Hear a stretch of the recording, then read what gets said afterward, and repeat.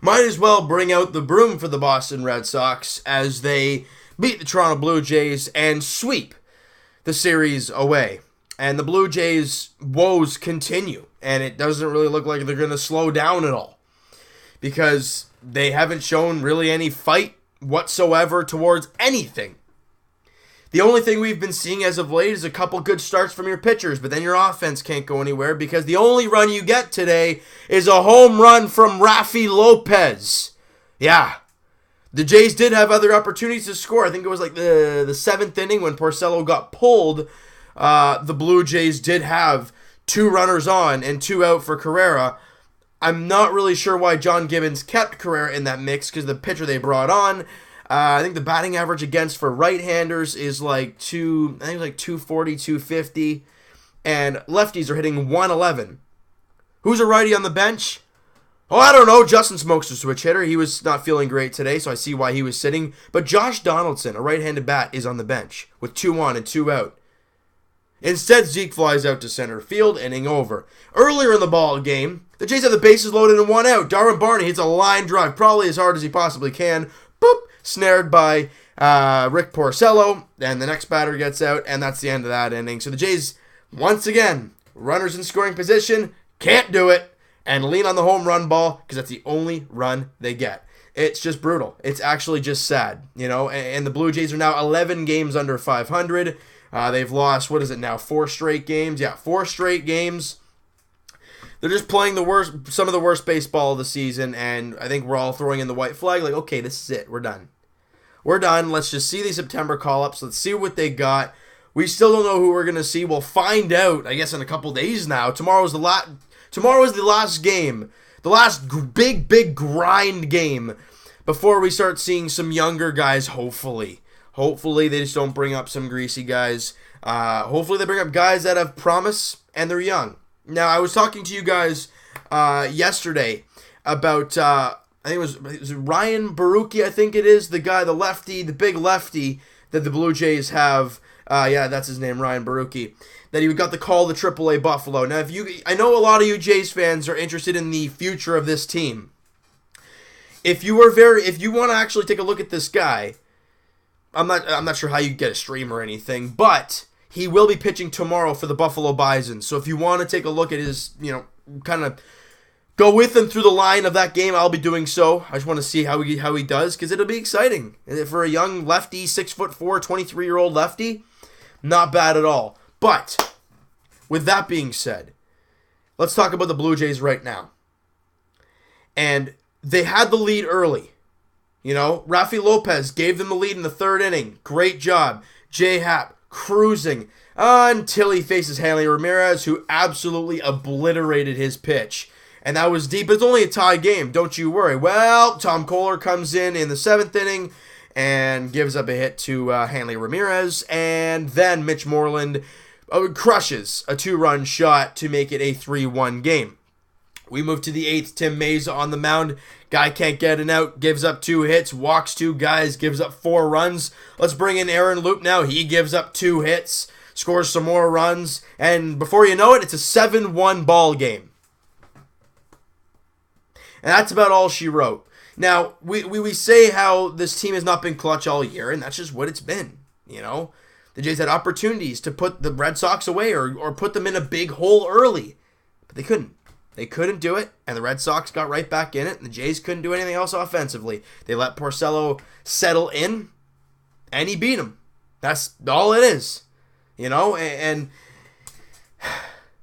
we're getting sick and tired of this garbage now. And I think that's why we're all looking towards September 1st call-ups, because we want to see what these young guys, or other people for that matter, have in store. Guys like Teoscar Hernandez, especially, I think is one of the bigger pieces that we're going to be looking towards. Dwight Smith Jr., another guy that'll probably be getting the call. I think it was Carlos Ramirez. I'm pretty sure that's what his name was. A couple of you guys mentioned in the comments about him pitching really well with Buffalo. Checked him out. Yeah, he's doing very, very well with Buffalo. Yeah, why not? Give the kid a shot. Why not? Right? So it's going to be very interesting to see who they bring up. Probably guys like Luke Maley. I'm praying to God Nick Tepish or Mike Bolsinger do not get the call, but who the heck knows what's going to happen.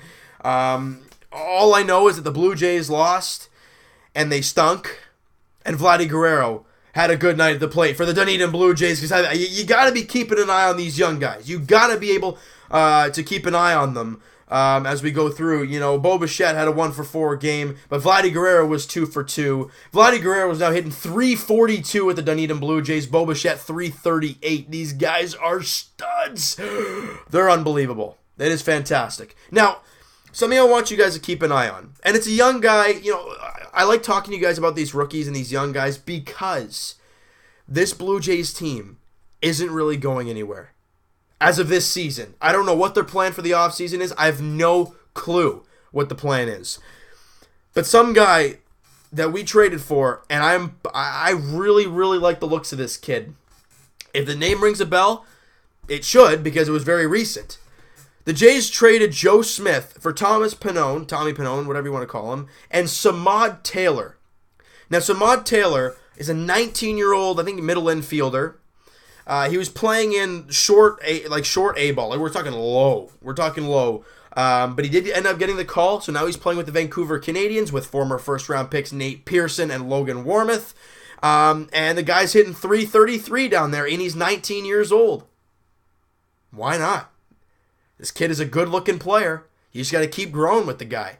So that's enough about the young guys, because we're just going to keep talking the same things over and over again. But look, we open up the series tomorrow against Baltimore. They're playing really good baseball. We are playing really bad baseball. This might be an absolute gong show of a series. They have won 7 straight. We have lost 4 straight. What else is there to say, right? So let's just quickly go through the pitching matchup. Marco Estrada versus Jeremy Hellickson. If that name rings a bell, it is former Philadelphia Philly and former Tampa Bay Ray.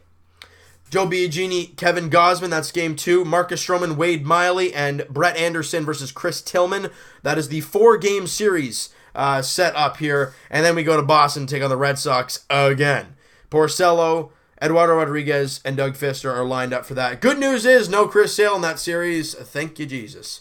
So, all right. So, you know what, guys? That is going to do it for this one. We didn't talk a lot about this game. Why? It's a 7-1 loss. Why do you want to talk about this? It's a bunch of garbage. You get 1 run from your, 4th or 5th string catcher, if you want to call him that.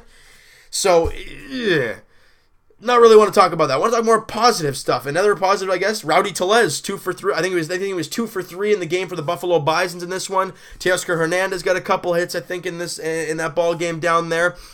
Hey, nothing but positives down there for the youngsters. Keep an eye on them. I am, because we're not going to really pay much attention to the Blue Jays right now because they reek, right? So we'll talk. All right, so you know what, guys? That is going to do it for this one. If you guys enjoyed this video, and like I said, you guys, like I've said in every video so far, if you are pumped for September 1st call-ups, please hit that like button. If you guys are pumped for Guerrero, Bichette, and Samad Taylor for that matter, because I'm pretty pumped about him, hit that like button again. Hit that subscribe button if you guys have not already. Comment down below what you guys think of the game, the pitching, the not-so-clutch hits, the young guys, because it's really all we got to look forward to right now for the Blue Jays.